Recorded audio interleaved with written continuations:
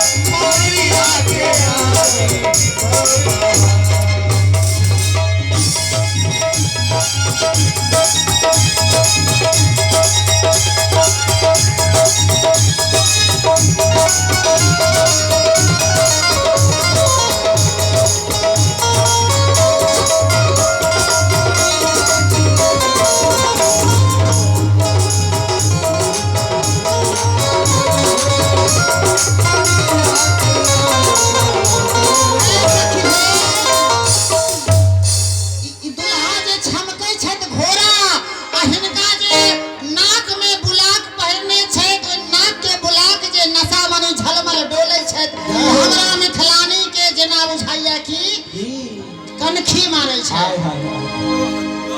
आहे बुल कन के हुल कन लागी बुल कन के हुल से मोर छतिया सखी है बुल से मोर छतिया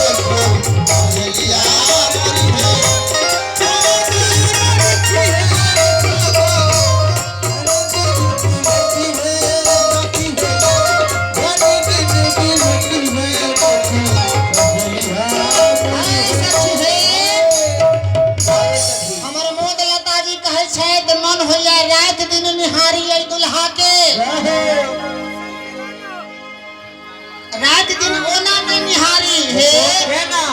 ए दुल्हा के तब भूषण बसन नीचा से ऊपर तक ई सब मन मोहबे करे छथि लेकिन हे आहे मरिया के